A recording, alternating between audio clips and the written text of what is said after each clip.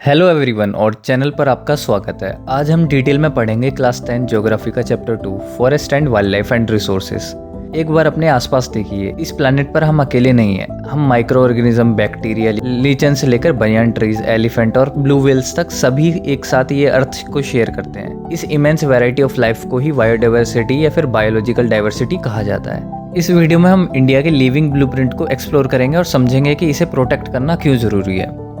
सबसे पहले आते हैं, जब हम फ्लोरा की बात करते हैं तो हमारा मतलब प्लांट लाइफ से होता है और फोना का मतलब है एनिमल लाइफ। अगर हम इंडिया की बात करें तो इंडिया बायोडाइवर्सिटी के मामले में वर्ल्ड की रिचेस्ट कंट्रीज में से एक है।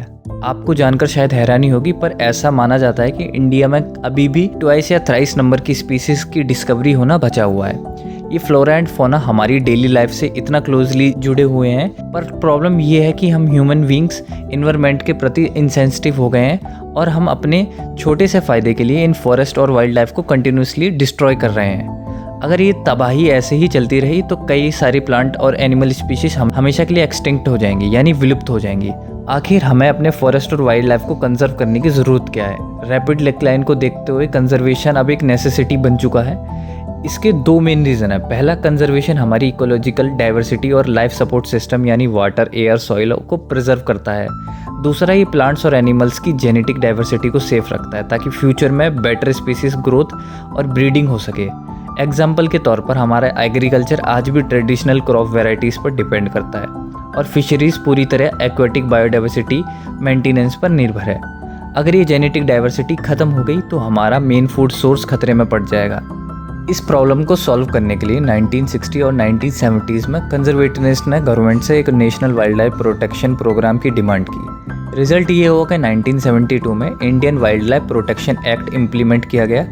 इस एक्ट ने इंडेंजर्ड स्पीसीज की एक लिस्ट बनाई, हंटिंग को कम्प्लीटली बैन किया गया और वाइल्ड लाइफ को इलीगल ट्रेड पर रोक लगा दी। गवर्नमेंट ने एनिमल्स और प्लांट्स को प्रोटेक्ट करने के लिए ऑल ओवर इंडिया में 567 वाइल्ड लाइफ सेंचुरीज और 18 बायोस्फीयर और 107 नेशनल पार्क्स एस्टेब्लिश किए। इस सब में सबसे फेमस कैंपेन था प्रोजेक्ट टाइगर, जो 1973 में लॉन्च हुआ था। एक टाइम पर इंडिया में करीब 55,000 टाइगर्स थे, पर 1973 तक आते आते पोचिंग, शिकार, श्रिंकिंग हैबिटाट और प्रिय स्पीसीज खाने वाले जो जानवर हैं ये कम होने की वजह से इनकी गिनती 1827 रह गई थी। आज इंडिया में कई बड़े टाइगर रिजर्व्स हैं, जैसे उत्तराखंड में Corbett national park, west Bengal में सुंदरबंस, मध्य प्रदेश में बंदवागढ़ और राजस्थान में सरिस्का और केरला में पेरियार टाइगर रिजर्व। और दोस्तों, कंजर्वेशन सिर्फ बड़े जानवरों के लिए नहीं है। 1980 और 1986 के अमेंडमेंट्स में hundreds of butterflies, moths, beetles और ड्रैगन फ्लाई को भी प्रोटेक्टेड लिस्ट में डाला गया है और 1991 में पहली बार प्लांट्स को भी लिस्ट में ऐड किया गया। इतने बड़े फॉरेस्ट एरिया को केयरफुली मैनेज करने के लिए गवर्नमेंट ने इन्हें 3 कैटेगरीज में डिवाइड किया। Number 1, reserved forest.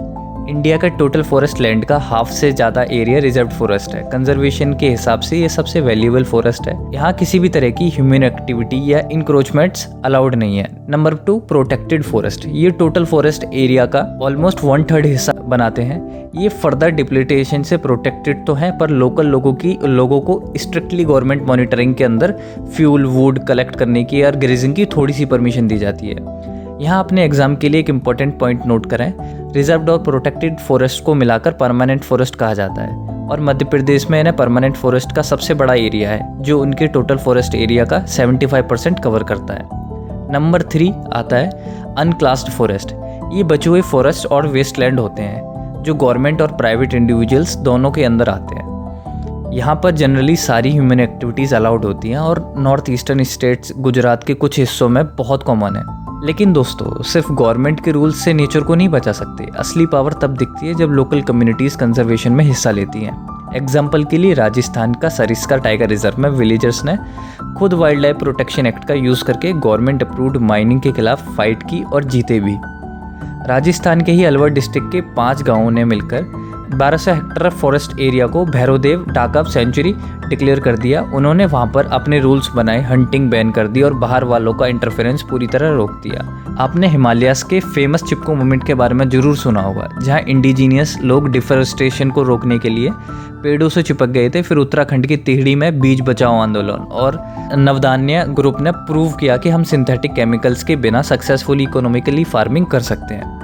कम्युनिटीज़ की इस तरीके की पावर को समझकर 1988 में ओडिशा स्टेट से जॉइंट फॉरेस्ट मैनेजमेंट का प्रोग्राम की शुरुआत हुई। इसमें डिग्रेडेड फॉरेस्ट को बचाने के लिए विलेज लेवल पर एक इंस्टीट्यूशन बनते हैं और बदले में लोगों को नॉन टिम्बर फॉरेस्ट प्रोड्यूस मिलती है। एक आखिरी बहुत इंटरेस्टिंग कॉन्सेप्ट है सेक्रेड ग्रोव्स, ये पवित्र उपवन। कुछ फॉरेस्ट पैचेस को बिल्कुल अनछुआ छोड़ दिया जाता है क्योंकि उन्हें भगवान का रूप माना जाता है। जैसे छोटा नागपुर रीजन में मुंडा और सांथाल ट्राइब्स महुआ और कदम ट्रीज की पूजा करते हैं, और राजस्थान में बिश्नोई कम्युनिटी विलेज के आसपास ब्लैक बक, नीलगाय और पिकॉक्स घूमते मिलेंगे क्योंकि उन्हें वो अपनी कम्युनिटी का हिस्सा मानते हैं और उन्हें कोई नुकसान नहीं पहुंचाता। इस चैप्टर को एंड करते हुए मैं आपको 487 BC में कहे गए गौतम बुद्ध के एक ब्यूटीफुल कोट के साथ छोड़ना चाहता हूँ। उन्होंने कहा था, पेड़ एक ऐसा ऑर्गेनिज्म है जिसकी काइंडनेस की कोई लिमिट नहीं है। ये हमसे नहीं मांगता पर अपनी पूरी जिंदगी के प्रोडक्ट हमें जनरसली दे देता है। यहाँ तक कि जो लकड़हारा जो उस पेड़ को काटने आता है, पेड़ उसको धूप से बचाने के लिए उस तक को छाया देता है। नेचर हमें सब कुछ देता है, इसलिए इसको प्रोटेक्ट करना हमारी सबसे बड़ी रिस्पॉन्सिबिलिटी है। डीप डाइव रिवीजन आपको समझ आया होगा, स्टडीज़ में मदद करेगा। अगर आपको ये वीडियो अच्छी लगी तो लाइक ज़रूर करें, अपने क्लासमेट्स के साथ नॉलेज को शेयर करें और ऐसे ही ज्योग्राफी लेक्चर्स के लिए चैनल को सब्सक्राइब करें।